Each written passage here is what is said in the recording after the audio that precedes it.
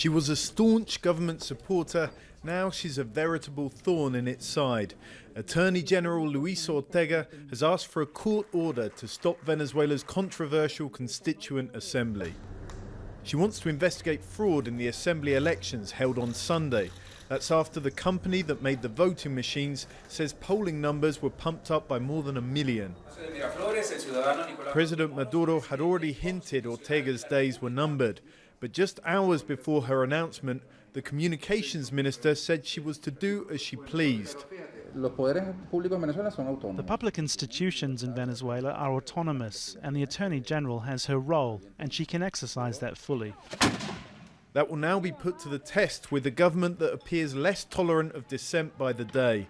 9 opposition mayors have already been stripped of their posts. And according to legal aid NGO Foro Penal, more than 500 protesters have been brought before military courts rather than civilian ones in 4 months of protests. When a soldier commits a civilian crime, he's tried by civilian courts. So when a civilian commits military crimes, he's tried by a military court. There is a tradition in which this principle is respected. But according to Foro Penal, that recent tradition just doesn't exist. They also told us that among those taken to military courts, an elderly person who provided food for protesters and a group of 11 women who said a rosary over demonstrators. International unease over the fate of Venezuela's democracy has increased as the inauguration of the Constituent Assembly nears. It will be a superbody, able to rewrite the constitution and rule over the opposition-dominated Congress. The government says it's not other countries' business.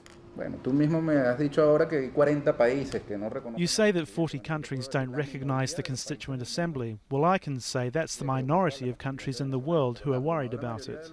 Minister Villegas insists the Assembly will help restore peace and prosperity, although he didn't have many details on how exactly. Politics will condition the economy.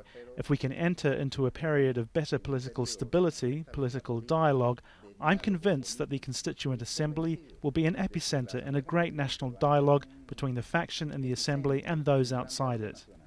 That's if the Attorney General's last-minute attempt fails and the Assembly is allowed to form on Friday. John Holman, Jazeera, Caracas.